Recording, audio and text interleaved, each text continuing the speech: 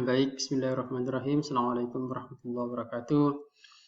Saya Abdul Halik, Mendeha 02, salah satu peserta Latsar CPNS Angkatan 15, Puslatbang KDO Delan Samarinda, tahun 2020.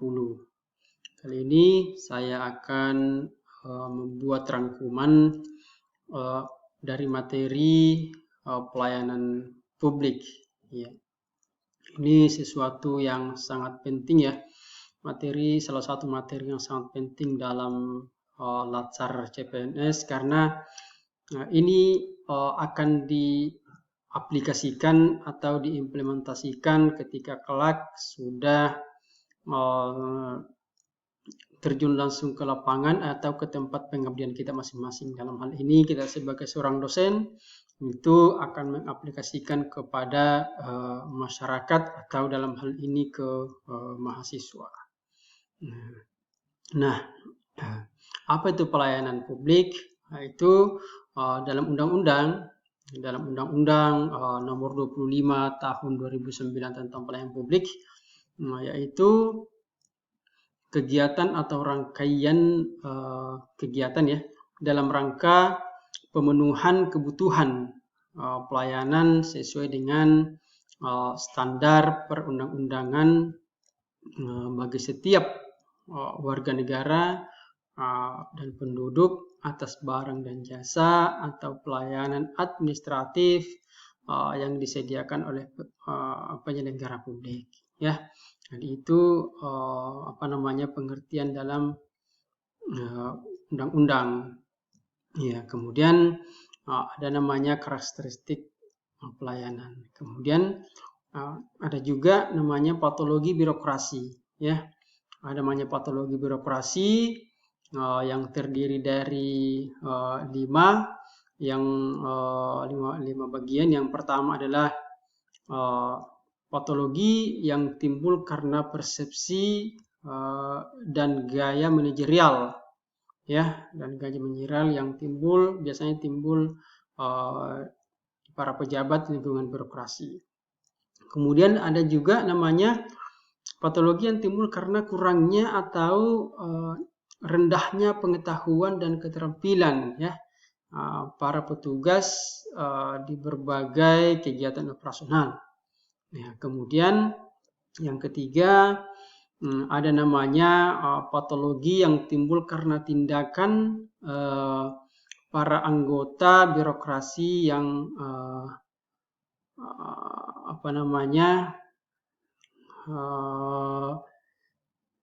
norma-norma hukum atau yang melanggar norma hukum dan aturan perundang-undangan yang berlaku.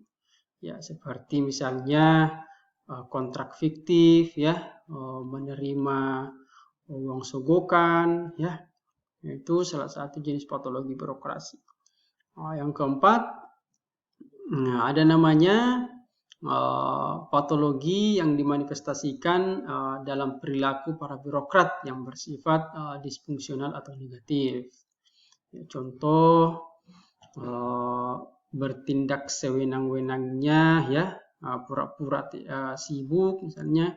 Kalau misalnya lagi ada warga yang membutuhkan contoh yang paling simpel tanda tangan, itu pura-pura sibuk. Itu adalah patologi yang dimanifestasikan dalam perilaku para birokrat yang bersifat disfungsional, artinya tidak melaksanakan fungsinya sebagaimana mestinya. Ya, tidak disiplin juga salah satu contoh ya dari patologi disfungsional. Kemudian yang terakhir, itu patologi yang merupakan akibat internal dalam berbagai instansi dalam lingkungan pemerintahan. Misalnya pengangguran terselubung, kemudian miskomunikasi, kondisi kerja yang tidak nyaman, kemudian juga sarana dan prasarana yang tidak memadai. Ya. Nah, yang berikutnya dalam materi ini yang bisa saya rangkum yaitu ada namanya prinsip pelayanan publik ya, di mana terdiri dari beberapa bagian. Yang pertama adalah salah satu prinsip pelayanan publik yaitu harus berkeadilan ya, harus berkeadilan tanpa memandang suku, agama, ras ya. Kemudian harus akuntabel, ya, akuntabel, bertanggung jawab, ya, dan bisa dipertanggungjawabkan. Kemudian partisipatif, kemudian transparan, terbuka, ya. Kemudian aksesibel, terbuka, kemudian responsif, kemudian efektif dan efisien. Kemudian harus mudah dan murah, ya.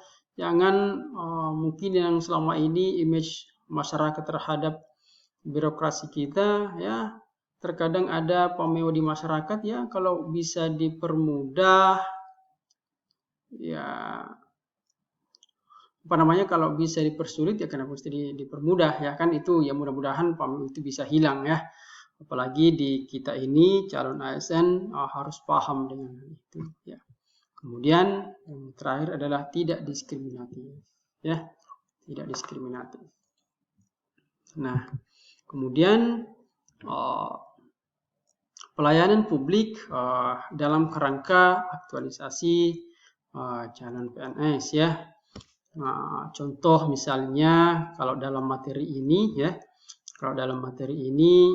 misalnya melakukan penyuluhan medik, ya, melakukan penyuluhan medik,